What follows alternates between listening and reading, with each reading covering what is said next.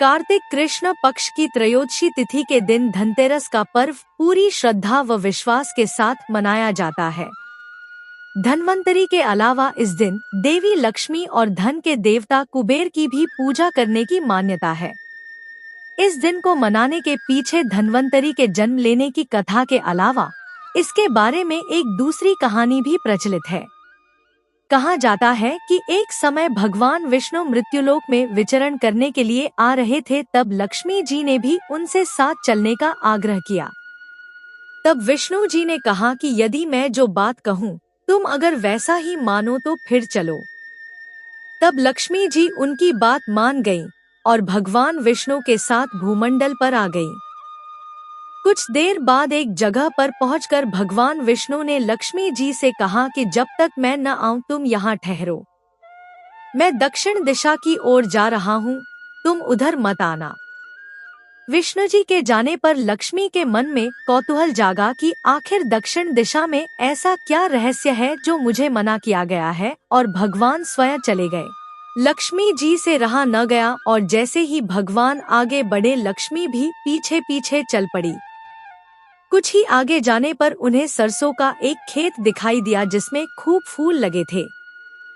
सरसों की शोभा देखकर वह मंत्रमुग्ध हो गई और फूल तोड़कर अपना श्रृंगार करने के बाद आगे बढ़ी।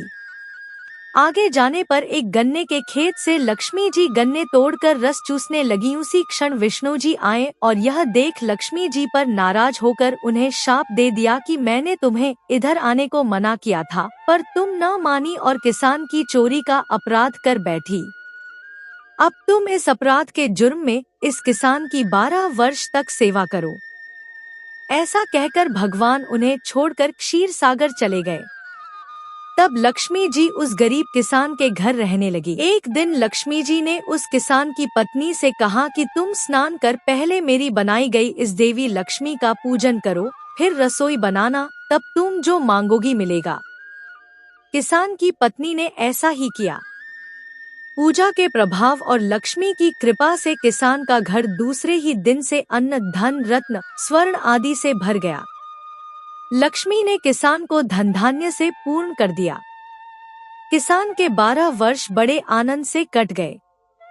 फिर 12 वर्ष के बाद लक्ष्मी जी जाने के लिए तैयार हुईं।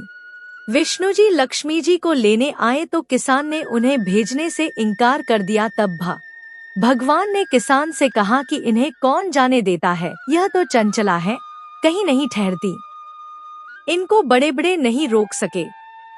इनको मेरा शाप था, इसलिए 12 वर्ष से तुम्हारी सेवा कर रही थी। तुम्हारी 12 वर्ष सेवा का समय पूरा हो चुका है। किसान हठपूर्वक बोला कि नहीं, अब मैं लक्ष्मी जी को नहीं जाने दूंगा। तब लक्ष्मी जी ने कहा कि हे किसान, तुम मुझे रोकना चाहते हो तो जो मैं कहूँ वैसा करो। कल तेरस है, तुम कल घर को लीप पोत कर स्वच्छ करना। रात्रि में घी का दीपक जलाकर रखना और सायंकाल मेरा पूजन करना और एक तांबे के कलश में रुपए भरकर मेरे लिए रखना। मैं उस कलश में निवास करूंगी, किंतु पूजा के समय मैं तुम्हें दिखाई नहीं दूंगी।